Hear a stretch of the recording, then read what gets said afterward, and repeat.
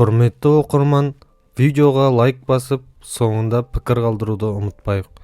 Әңгімені соңына дейін тыңдаңыз. Орам жапырақты орып алдың ба? Жоқ ба? Енді саудалассын, үйренсін, бағасын көтерсін.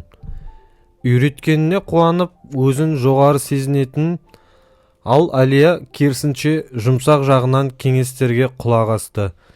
Бірақ кейде ренжіп қалатын. Лаураның ақыл насихаттарынан жалығып кетті. Көп жылдар бойы көрші тұрып, Лаура әрдайым үстемдік етіп ақыл үйрететін. Оның үстіне өмірі де солай қалыптасты. Лаура екінші қызы және немерелерімен бірге тұрады. Ал Әлия жалғыз. Лаураның үйі қайта салынып, жөнделіп, бағы жаңартылып, сатып алынған. Өз қолымен жасалмаған жылыжайда тұрды. Әлия мұндайға қайдан жетсін?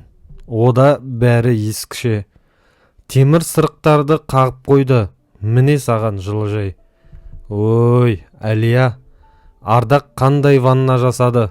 Әжетхананы көрдің бе? Ал сен әлі дәретханаға барасың да барасың. Лаураның бұлай білімі де көп еді. Немерелері интернетте отырады. Қызы бастапқыда бақшамен әуестенді. Ал Әлияның жалғыз ұлы алыста тұратын. Анасына сирек келетін. 3 жыл болды келмегеніне. Дегенмен Әлияның жарысқыш рухы оны тастамайтын. Ол оған бақшаны мінсіз тәртіпке ұстауға көмектесетін. Ол және өз үйіне, ауласына, бақшасына деген ерекше сүйіспеншілігі. Кейде көршілер интернеттен оқып, жаңалықтардан қарап істейтін еді бақшаны.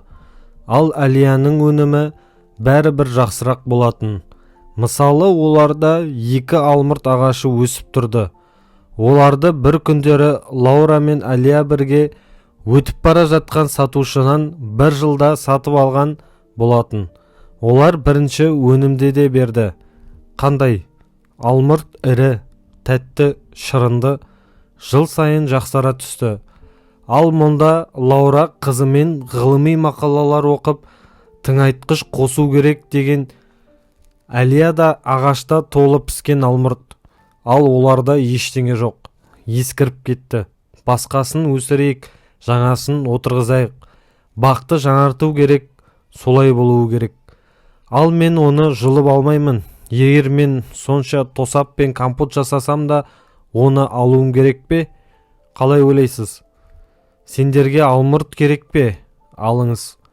Сіз не ойлайсыз? Біз қайнатпадық па? Ардақ базардан 2 жәсік әкелді. Және сізге ешқандай қиындық жоқ, және арзан. Бай олар менде, еңбекқор. Жалықтым мен осы бақшадан. Арқам ауырып тұр.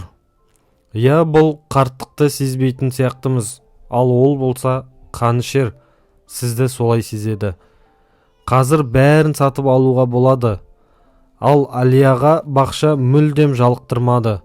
Ол ерте тұрып, шықпен жүріп, онсызда мінсіз таза төсектерін отататын. Тыңайтқыштарды таныс фермадан алатын. Дайындамаларды шеберлікпен жасайтын. Бірақ соңғы кездері әлбетте үзілістермен. Осы өзінің жұмысында патшайым болатын. Таңертең ерте өз шаруашылығына көз жүгіртетін, жүрегі қуанатын. Осындай жайлы оның және бағында және бақшасында осындай ұқыпты бұталар және бәрі оған жауап беретіндей, таңертеңгі жазғы елдің астында ылғалды жапырақтардың сыбдырымен жауап береді. Жауап береді және өз өнімін береді. Өнім көп емес, бірақ оған жалғыз өзіне көп керек пе?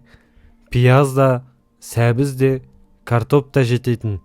Тек картоппен ғана еркін күйеу баласы Ардақ көмектесетін. Оның мотоблогы бар еді. Қыста тосап желінбейтін. Ұлы үшін компоттарды ол көп ұнатпайтын және оларды тек мереке күндері ғана ішетін.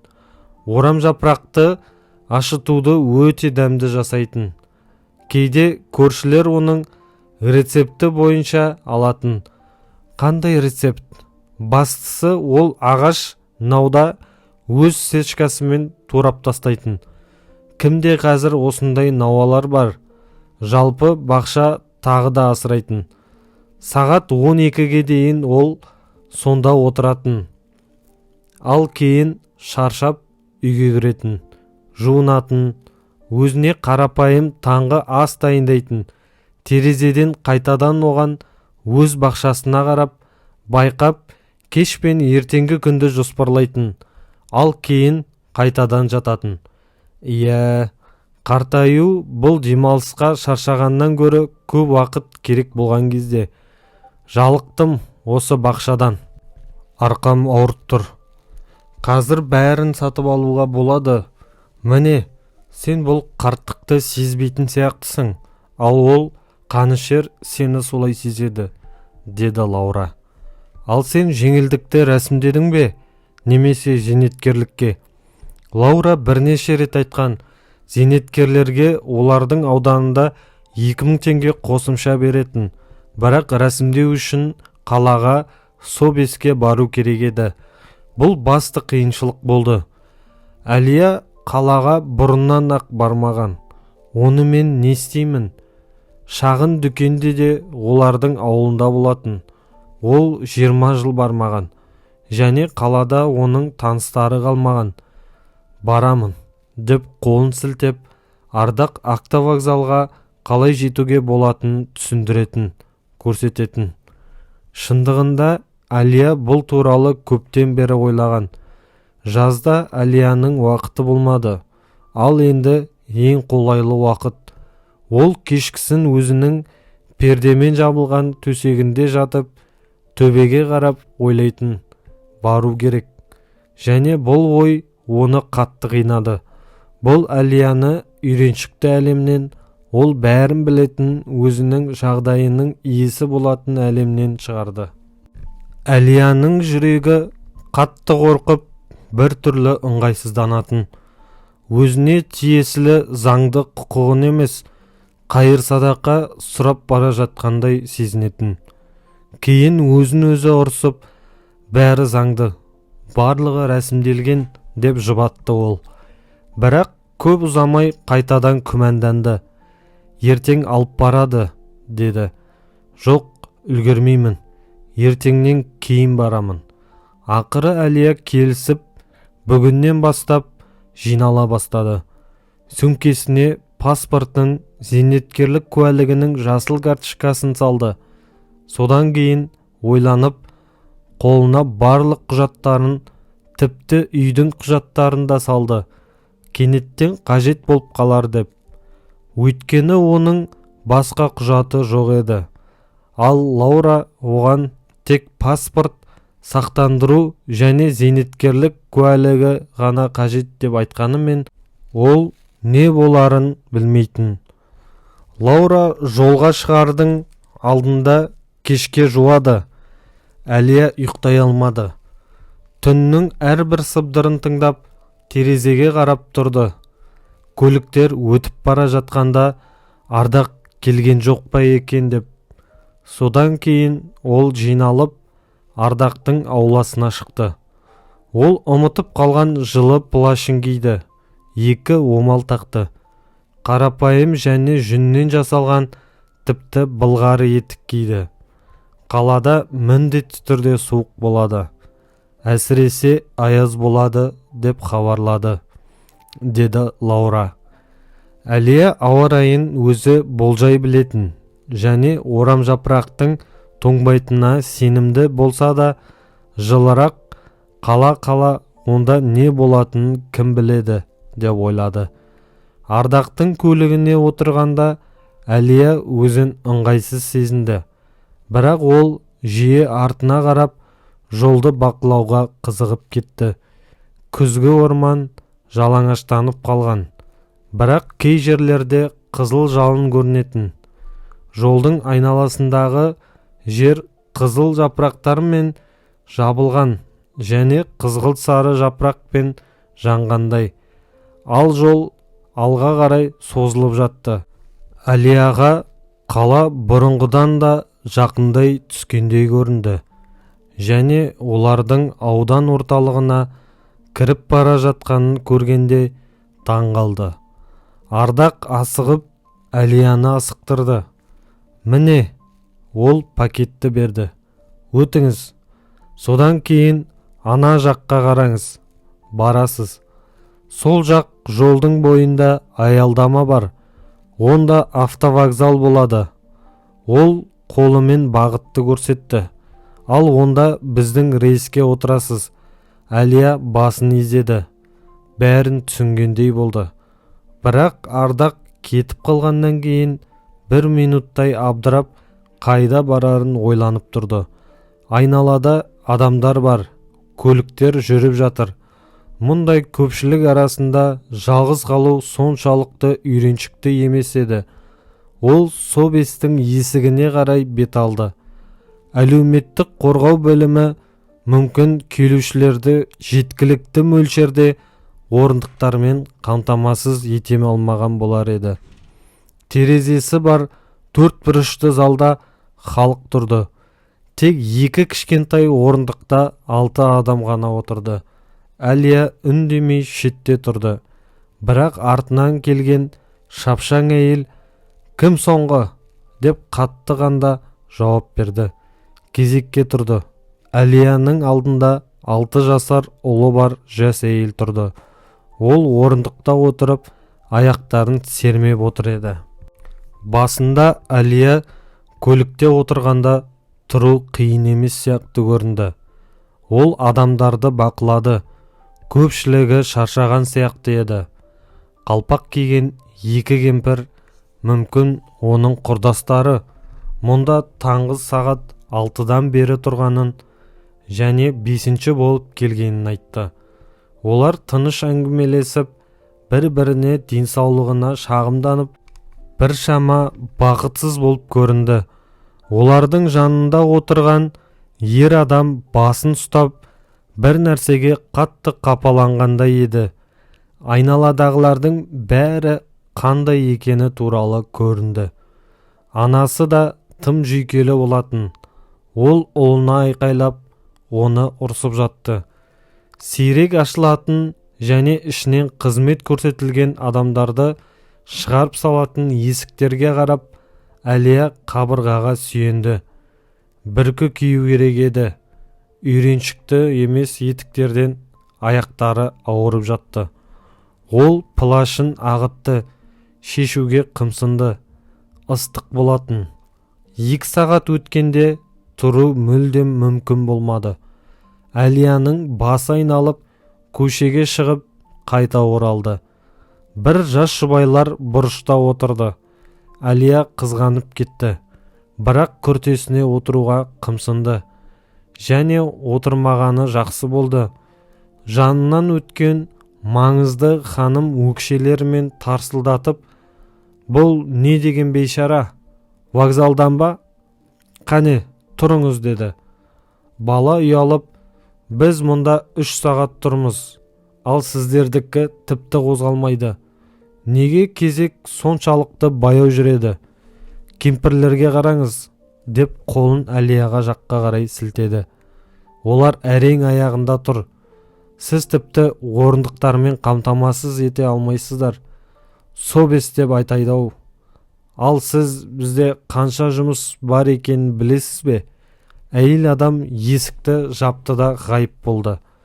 Бірақ 1 минуттан кейін есіктен қара шашты, үлкен сырғалары бар, құлағында қара тастары бар басқа әйел көрінді. Ол қолында орындық ұстап тұрды. «Кім онда шаршағаннан құлап жатыр?» Қыр мұрнымен ол Әлияны көрсетті. «Сіз бе?» Әлия басын шайқады. «Жоқ, жоқ». Бірақ әйел адам орындықты жанына әкеліп қойды. Әлия отырды. Ол шынымен де тұрып қатты шаршаған еді. Уақыт ойға келмейтіндей ұзаққа созылды. Әлия не үшін мұнда екенін, не үшін келгенін үнемі ойлады. Бірнеше рет оның аузынан бұл сөздер шыға жаздады. Ақыры оның кезегі де келді. Пакетін қолына қысып ұстап, жарқырап тұрған кабинетке кірді. Компьютерлердің артында 3 әйел отырды. Біреуінің алдында ұлы бар қыз отырды. Екіншісінің алдында ешкім жоқ еді. Орындыққа отырыңыз деп оған үшінші әйел дәл сол қара шашты салбыраған сырғалары бар әйел көрсетті. Әлия отырды. Әйел ұзақ уақыт бойы бір нәрсе басып қағаздарды қарап шықты. Әлияға назар аудармады. Кейін ол ақыры оған көзін көтерді. Мен сізді тыңдап тұрмын. Әлия не үшін келгенін бәрі білу керек сияқты көрінді. Және бұл сұрақ оны абдыратты. Не тыңдайды, не айту керек, және ол тек Әлия Жұмамұрат қызы Тұранова деді. Ол паспортын және зейнеткерлік куәлігін алып столға қойды. Жақсы, сізге не керек? Сонымен қосымша төлем бе? Ақыры Әлия түсінді. Ал қосымша төлемші? Әлия қуанып басын изеді. Бірақ әйел кенеттен алақанымен столды қатты ұрды. Әлия тіпті секіріп кетті. Және демонстративті түрде бәрі естісін деп қатты айқайлады. Бұл не деген сұмдық? Келіп кетіп кейін және Әлияға еңкейіп, мен сізге қанша рет түсіндіремін. Бұл қосымша төлемді біз емес, зейнеткерлік қор жасайды, деді. Әйелдің оған еңкейіп қатты айқайлағанынан ба, әлде көзінің алдында оның қара үлкен сырғалары қатты шайқалғанынан ба, Әлия айтылғандардың ештеңесін түсінбеді. Тек оның бұған наразы екенін және айқайлап жатқанын ғана түсінді. Ол орнынан тұрды. Пакетті түсіріп алды. Одан бірдеңелер төгіліп кетті. Бірақ Әлия көзілдіріксіз не екенін көрмеді. Ол көтермекші болды. Бірақ қызметкер оның паспортын столға ұрды. Құжаттарыңызды алыңыз да зейнеткерлік қорға барыңыз. Біздің уақытымызды алып жатырсыз. Әлия қатты ұялды. Оның кесірінен адам ұрсып жатыр. Және басқа қызметкерлер де оған жақсы қарамады. Ол тіпті қоштасуды да ұмытып кетті. Пакетін кеудесіне қысып, кінәлі түрде басын төмен түсіріп, кабинеттен тез шығып кетті. Шығып қатып қалды. Халықты әлеуметтік қорғау бөлімінің есігінің алдында адамдар кіріп шығып жатты. Алаңда шулады. Балалар тобы ескерткіштің айналасында ойнап жүрді. Ол өз-өзіне келіп тұрды. Және сол кезде есіктен бір бала жүгіріп шықты. Міне, алыңыз, әже, сіз мұнда жоғалтып алдыңыз, деп оған әмиянын ұстатты. Ол қолын созды және оның дірілдеп жатқанын байқады. Мұны бала да байқады. Ол әженің бетіне, ал әже оған қарады. Екеуінің де көзінде қорқыныш бар. Олардың көз қарастары қазір бір-біріне ұқсас еді. Тек баланың көзінде кінәлілік пен жоғалғандық мүлдем болған жоқ. Сіз қорқып кеттіңіз, е? Мен де қорқып кеттім. Ол қалай? Айқайлайды. Ол ақымақ. Сіз одан қорықпаңыз, деді де бала есіктен ғайып болды. Баланың бұл сөздері Әлияны аздап есіне келтірді. Ақымақ, мүмкін. Бәлкін шынымен де ол Әлия ақымақ емес шығар. Бірақ қазір бұл туралы ойланудың қажеті жоқ еді.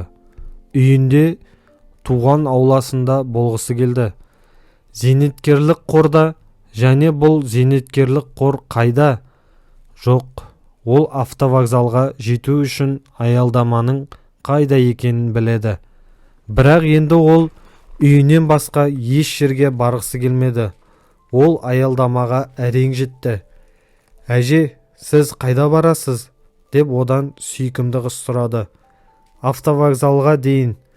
және ол онымен бірге автовокзалға дейін барды. Олардың жолы бір болатын. Қыз жанына отырды, ал Әлия терезеден қарады. Қала витриналармен жабылып, адамдарға толы аялдамалар жымып өтті.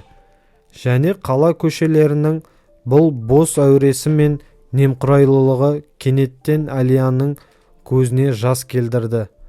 Ол оларды терезеге бұрылып жасырды. Қыз оны кассаға дейін шығарып салды. Кестеден автобусты табуға көмектесті. Қалада бәрі бірдей емес екен ғой, мына сырғалы сияқты, деп ойлады Әлия. Әлия автобус күтіп отырғанда ауылдасын кездестірді. Және жүрегі бірден тынышталып қалды. Әлия әже, орам жапырағыңыз жақсы өсті ме? Мерейдің қызы Ақжарқын осы рейспен бара жатты. Жақсы өсті. Тағы қандай? Біз анаммен ойлап едік, сізден ашытылған орам жапырақ сатып аламыз ба деп. Бірақ өткен жолы сияқты тегін емес, ақшасын береміз. 5 литрлік кастрюль әкелемін бізге ашытуға. Ол қандай ақша сіздерге? Жоқ, біз сатып аламыз, Әлия әже. Автобус аялдамасынан трассадағылардың бәрі алға қарай жүгірді. Әлия аяғын басып, жұмсақ жапырақтармен жабылған жолмен баяу жүрді. Құрғақ және ашық ауа райы болатын. Ауа ерекше еді. Бір уақытта ащы әрі жапырақтардан қышқыл тәтті болатын. Мұңлы күн өзінің соңғы жылуымен жерді әлсіз жылытатын. Орман жолының үстінде желдің сыбдыры және сирек құстардың сайрауы естіліп тұрды. Ол үйде еді. Өз қақпасының алдында оны Лаура күтіп отырды. Рәсімдедің бе? Рәсімдедім, деп алдады Әлия. Ал неге ақсап жүрсің? Аяқ киімнен ғой, қарғыс атсын. Киіп алдым. Ал олар ескірген, тозған, деді Әлия. Олар орындыққа отырды. Солай деймісің? Жақсы. Ардақпен барғаның жақсы болды. Осы автобустармен жүргеннен гөрі тезірек. Әрине, оған үлкен рахмет. Лаура, саған да рахмет. Маған не үшін? Қалаға баруға мәжбүр еткенің үшін. Басқа қашан барар ем? Әлия қарап-қарап тамағын сипады. Лаура күлімсіреді. Ұнамады ма сонда? Аяқтарың ауырып қалды ма? Өкінішті олардың бәріне, деп Әлия иығын көтерді. Жарайды, ең бастысы қосымша төлемді рәсімдедің. Ал үйде бәрі жақсы. Иә, бізде мұнда жақсы. Әлия көшеге көз жүгіртті. Иә, Лаура, бүгін бейсенбі ғой. Ал сенің Аязың қайда? Ол өз ауласына, үйіне қадам басты. Есіктер оны құшақтап қарсы ашты. Мұнда ол патшайым және ханшайым болды. Бұл оның әлемі, оның материгі. Барлық қайғы қасіреттердің оның сенімді панасы және оған басқа ештеңе қажет емес. Шамасы ол жақта басқа әлемде Әлия артық еді.